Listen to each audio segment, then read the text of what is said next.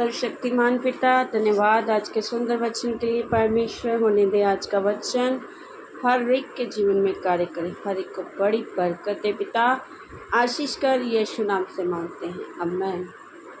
हम आज पढ़ेंगे पहला कोरिन्थिया और 3 अध्याय को। हे भाइयों, मैं तुमसे इस रीति से बातें ना कर सका जैसे आत्मिक लोगों से, परंतु जैसे शारीरिक लोगों से और उनसे जो मसीह में बालक हैं। हालेलुया। आज यहाँ पर पौलुस कह रहा है कि मैं आत्मिक बातें तुमसे नहीं कर पा रहा हूँ, क्योंकि जो मसीह में हैं वे अभी भी बालक हैं। मसीह में बालक कौन है? कुछ लोग वचन सुनते तो बहुत है पर उस पर चलते नहीं, वो अभी भी बालक है मसीह में। बहुत प्रार्थना करते हैं पर प्रार्थना का जो महत्व है उनके जीवन में उनको पता ही नहीं है। हालेलुया। और अगर हम प्रभु के वचन को खा तो रहे हैं पर पचा नहीं रहे। पचाते वो लोग हैं जो वचन को अपने जीवन में फटाफट मान लेते हैं। और इसलिए पौलुस कह रहा है मैं ऐसे तुमसे बात ही नहीं कर पा रहा जैसे आत्मिक बंदे से करनी चाहिए, कि सामने वाला भी जब आत्मिक हो तो फटाफट वो बात उसको समझ आती है।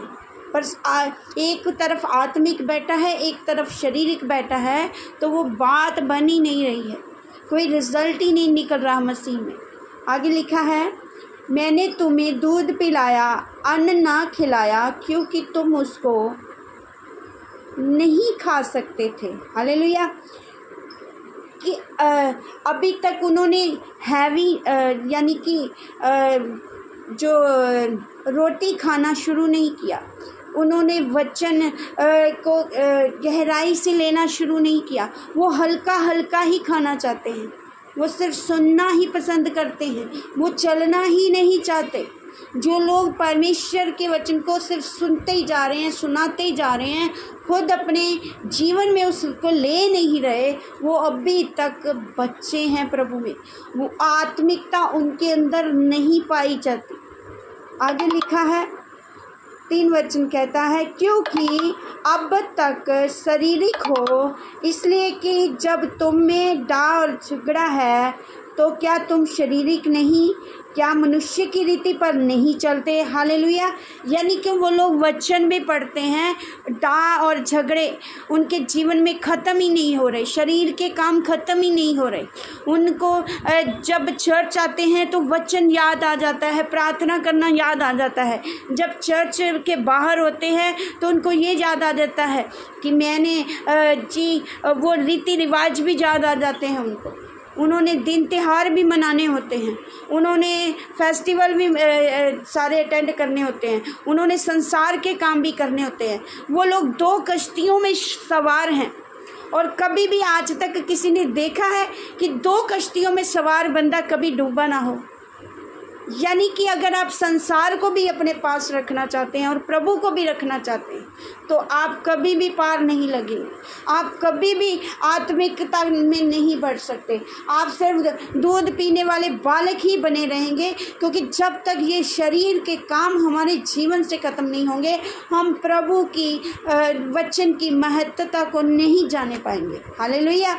इसलिए आप अपने जीवन पे आज मनन करें कि आप सिर्फ प्रार्थना करने वाले लोग हैं, से वचन को सुनने वाले लोग हैं, क्योंकि जब एक पासवान कलीसिया में कोई भी वचन बोलता है वो परमेश्वर की ओर से बोलता है। जो आपको बातें करने से मना कर रहा है वो परमेश्वर की ओर से कर रहा है, और जो काम आपको कहने के लिए करने के लिए बोल रहा है, आप उन कामों के बदले में अपने ही पास्टर को जवाब कई लोग दे देते हैं कि हम ऐसा कैसे कर सकते हैं, हम ऐसा क्यों करेंगे।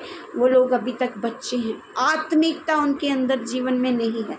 इसलिए आप अगर आत्मिक बनना चाहते हैं, कृपया प्रभु के वचन में जो आप बोलते हैं उसे आप करना शुरू करें। वचन को आप अगर सुनने वाले हैं, पढ़ने वाले हैं, और उस पर चलना शुरू कर दीजिए। और अगर आप प्रार्थना करने वाले लोग हैं, प्रार्थना के महत्व को समझते हैं, तो उस प्रार्थना के एवज में जो आपके लिए कहा जाता है, जब हम परमेश्वर से प्रार्थना करते हैं, हम उसके आगे विषय रखते हैं और उन विषयों का जवाब कई बार परमेश्वर दर्शनों के द्वारा देता है, वचनों के द्वारा देता है, अपने दासियों के द्वारा देता है। हम उनकी आवाज़ को सुनना ही नहीं चाहते, तो हम अभी तक बच्चे हैं। इसलिए भाई और बहनों, आज अपने जीवन को जांचें कि हम आत्मिक हैं या शारीरिक हैं। हम 2 कश्तियों में सवार हैं या एक कश्ती में सवार हैं। हम संसार की भी सुने जा रहे हैं, अपने रिश्तेदारों की भी सुनते जा रहे हैं और अपने घर वालों की भी सुनते जा रहे हैं। हम परमेश्वर की भी सुनना चाहते हैं, तो ऐसा नहीं होने वाला। हमें परमेश्वर की ही सुननी है। जो परमेश्वर की सुनेगा, परमेश्वर को अपने जीवन में आगे रखेगा, वो एक कश्ती में सवार होने वाला बंदा है। इसलिए आप परमेश्वर को पहल दें, परमेश्वर को महत्व दें। अगर आप वचन सुनने और पढ़ने वाले लोग हैं, कृपया परमेश्वर के वचन को अपने जीवन में आज से लागू करें, ताकि आप मसीहत में बच्चे ना रहें, आप अन्न भी खाएं और उसको पचाने भी पाएं, और आपका जो गिनती है शारीरिक लोगों में नहीं, आज से आत्मिक लोगों में होनी चाहिए। प्रभु वचन के द्वारा ब्लेस करेंगे आपको। आमेन। सबको जय मसीह की।